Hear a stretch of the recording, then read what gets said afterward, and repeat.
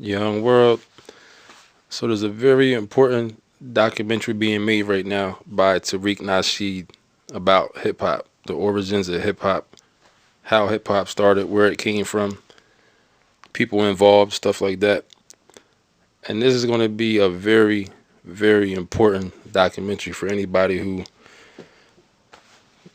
I don't even want to say hip hop fan, because I feel like hip hop fans are not even really hip hop for real, for real. People like me who grew up hip hop, people whose parents was hip hop, living a hip hop lifestyle. But my mom was totally hip hop. My mom used to rap sometime back in the day.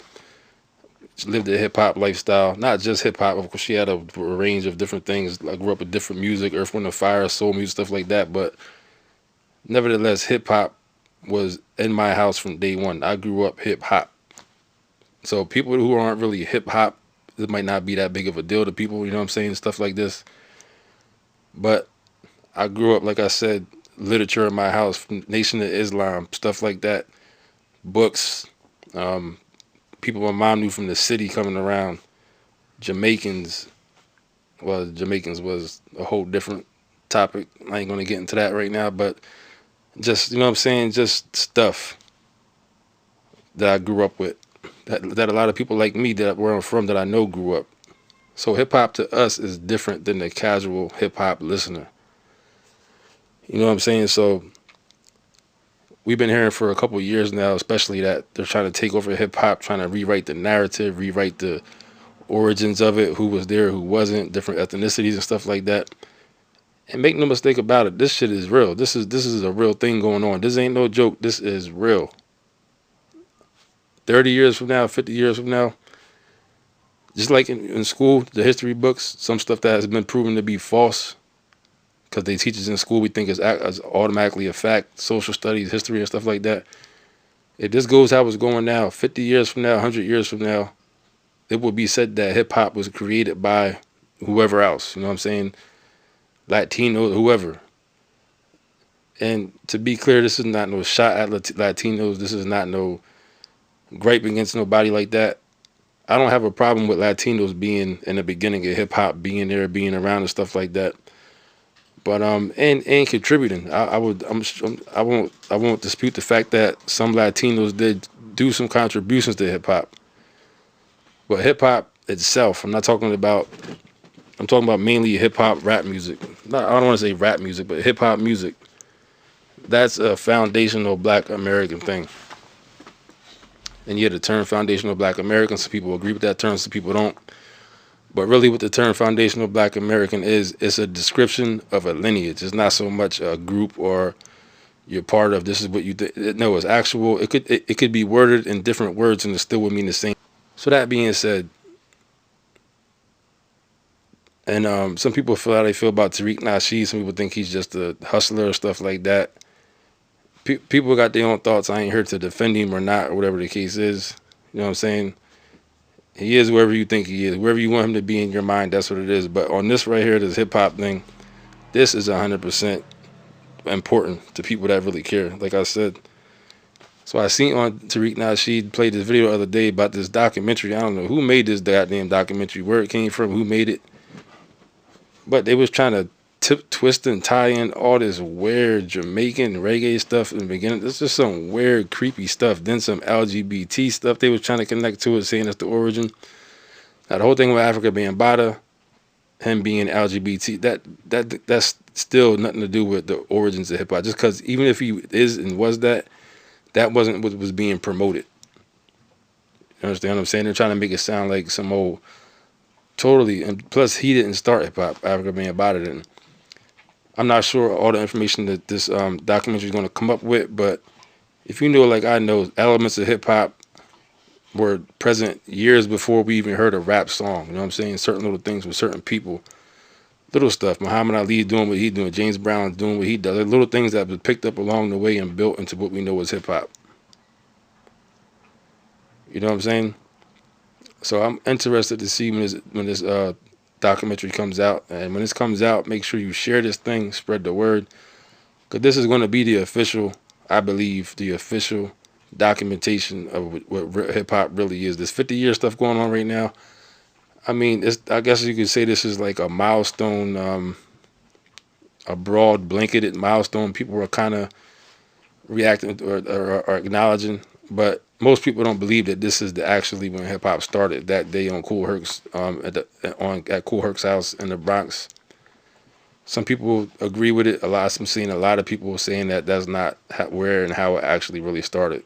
Other people was doing elements. I even seen Alonzo Williams from the West Coast, the guy from World Class Wrecking Crew, pretty much the person that is a staple in West Coast hip hop, beginning with Dr. Dre. You know what I'm saying? Yella, that more from the NWA with Ice Cube and them being around, Easy E and stuff like that. And he was saying they had their own version of stuff they was doing over there that predated this hip hop thing. You know what I'm saying? With the Cool Herc situation. So whatever the case is, hip hop is a foundational Black American operation. You know what I'm saying? Movement, entity, whatever you want to call it.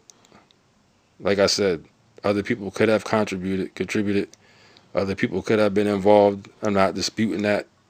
But this thing is a Black American thing.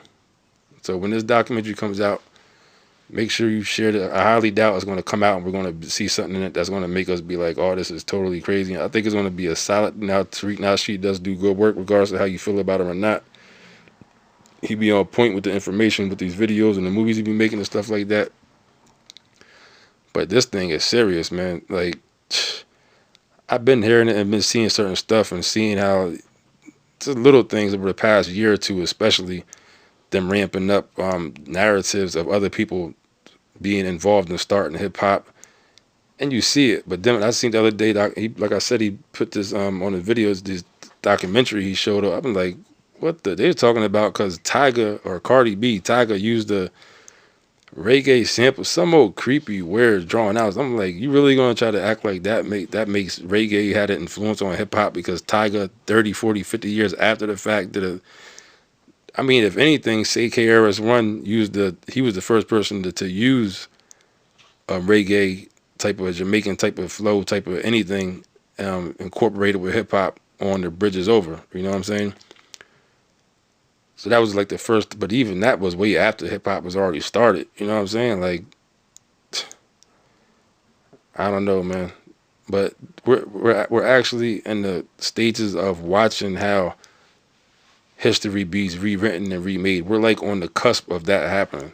Usually the way we've seen that stuff is we learned about something in school, find out way after the fact that history was totally wrong. You know what I'm saying? We right now are witnessing this happening in real time with hip hop. The groundwork and the footwork is being put in place as we're speaking for the narrative to be shifted. Like I said, 20, maybe not even that long from now. The information moves so quick. People are so goddamn dumb. Shit's changing so much. Maybe 10 years from now in school, they may be talking about hip hop was started by whoever they want to say it was started by. You know what I'm saying?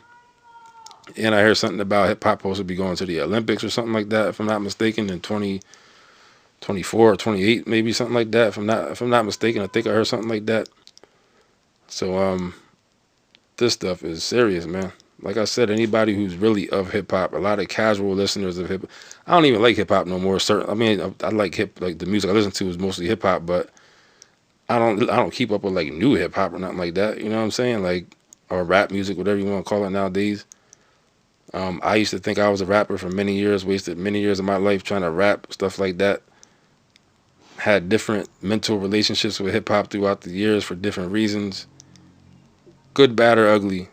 This thing belongs to us. This don't belong to nobody. This belongs to us. And the thing about it is, it really don't belong to us, but it does. We created it. We started it. We came up with it. But at the same time, it don't belong to us because we have not benefited from it. All the little rappers we see here and there, these little jokers with the little money, the little chains and rims, and a couple of them got some real decent money, I'll say. Overall, this thing has benefited other cultures and other races 1,000 times more than it has benefited any black person in hip hop, and that's a goddamn shame. And it's kind of too late to even do anything about it, for real, for real. The time when that was really something to be done about it was the beginning up until about up until before streaming came in, before the MP3 came out, before Napster, before LimeWire, before stuff like that. The times when physical units had to be shipped, touched, printed out, stamped out, cut out, touched, like I said, played, picked up, and put into a device to listen to. That was the real time when hip hop was really profitable. That's the times when even independent artists out in West and out down South, stuff like that, the ones that were blocked out of New York, even they were becoming rich just by selling units out of their trunks, because that's what you had to do to listen to hip hop. You had to go and buy a piece of a piece of hardware and listen to it. So once it became all digital, that was like the beginning of the downfall.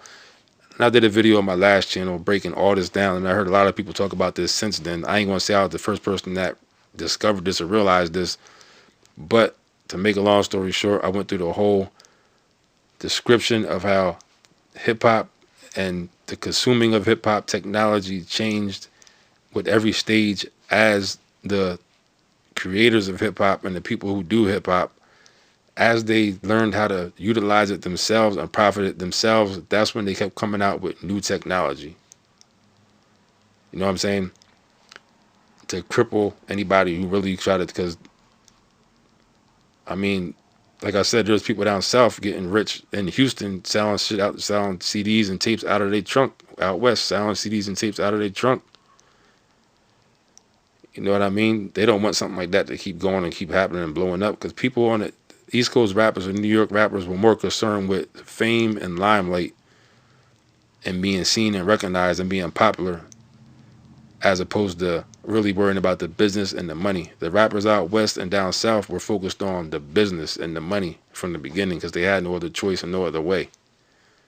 So they were forced to be businessmen just to even be considered to be in the game or to be heard. Or there's rappers down south, I don't know about now, but 20 years ago, there's been rappers down there that we thought we heard up north and was like, maybe liked them or not, and like, what the hell? Some of those rappers were getting way more money than the biggest rappers you knew from New York, who signed these crazy deals, was barely getting any money off anything. These rappers down south with these units out of their trunk was caking up. Trust what I'm telling you. But like I said, black people have benefited the less of hip hop. And not to mention all the money that was wasted. Even when people that made a little bit of money and made a couple dollars, the stuff that we bought was just downright goddamn just ridiculous. Just a goddamn shame. Rims and chains and watches and $2-3 million on a chain. Like, just the stupidest goddamn stuff. I guarantee you, any rapper from the 90s, early 2000s, when money really first started coming in for real, that went and spent all that money, I guarantee you these jokers are like, what the did I goddamn it do? God damn. God damn. Wasted all that damn money. You know what I'm saying? And it is a shame. It's like, and people still doing it. Some people out here still wasting money like that, buying stupid shit. But hey, what could you do? But yeah, this documentary is going to be important, man. For real. We got to champion this thing. We got to pass it around. I mean, like I said, regardless of how you feel about Tariq, he's the one that's doing it. Ain't nobody else did it. Ain't nobody else doing it. This is going to be the official documentary. You know what I'm saying? Say what you want about Tariq Nasheed. I believe he's passionate about like the movement, stuff like this. Black people getting ahead. Now, if you want to say he's the Joker, hustles or I mean, as far as I'm concerned, I think it's a skill to get paid off of what you love to do. I mean, for real. Ain't nothing wrong with making money off what your passion is. Like, if that's the case, I'm just saying. I would call that pretty smart and goddamn it genius if that's what he's doing. You know what I'm saying? So, but that's about it, man.